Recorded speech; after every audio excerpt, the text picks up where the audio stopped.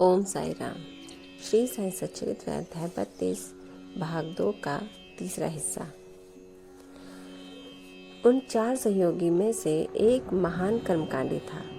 किस प्रकार कर्म करना और उससे अलिप्त रहना यह उसे भली भांति ज्ञात था। दूसरा ज्ञानी था जो सदैव ज्ञान के अहंकार में चूर रहता था। तीसरा ईश्वर भक्त था जो कि अनन्य भाव से भगवान के शरणागत हो चुका था तथा उसे ज्ञात था कि ईश्वर ही करता है। जब वे इस प्रकार विचार विनिमय कर रहे थे तभी ईश्वर संबंधी प्रश्न उठ पड़ा तथा वे बिना किसी से सहायता प्राप्त किए अपने स्वतंत्र ज्ञान पर निर्भर रहकर ईश्वर की खोज में निकल पड़े।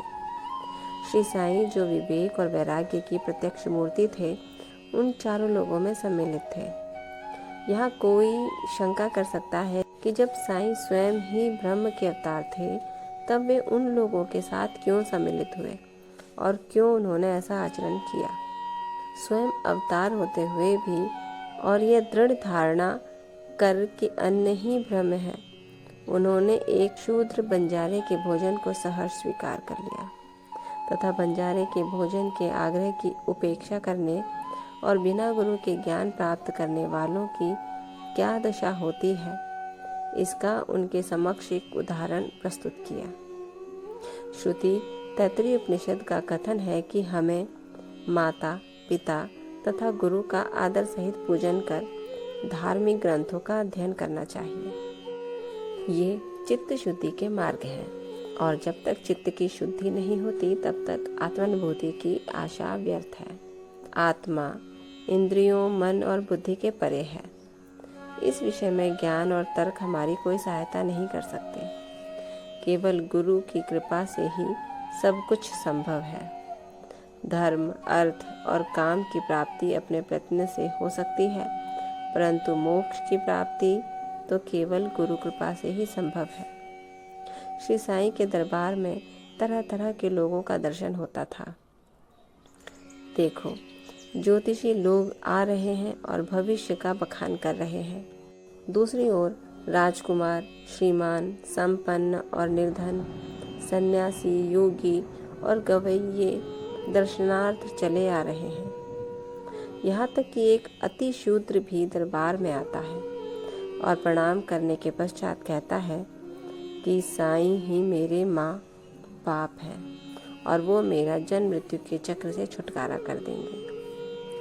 और भी अनेक तमाशा करने वाले, कीर्तन करने वाले, अंधे, पंगु, नाथपंथी, नर्तक व अन्य मनोरंजन करने वाले दरबार में आते थे जहां उनका उचित मान किया जाता था।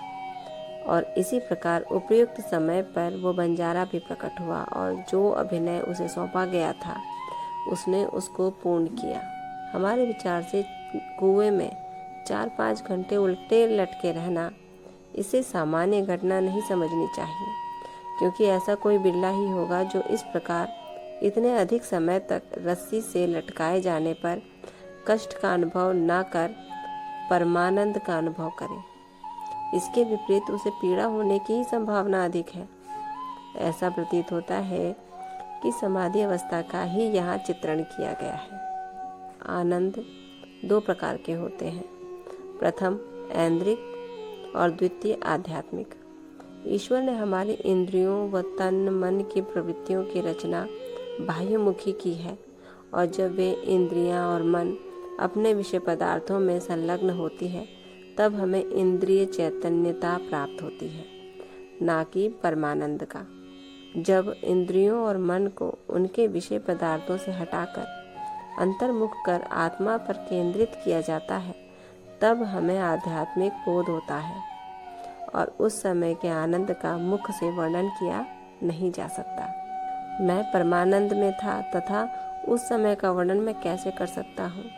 इन शब्दों से ध्वनित होता है कि गुरु ने उन्हें समाधि अवस्था में रखकर चंचल इंद्रियों और मन रूपी जल से दूर रखा। ओम साई राम। इसी के साथ ये अंश यहीं समाप्त होता है। कल अगला अंश 3 में उपवास और श्रीमती खोखले पर अध्ययन होगा। तब तक ओम साई राम। बाबा आप सब पर कृपा रखें, आपको आशीर्वाद दें और कष्टों से दूर रखें। ओम साई राम।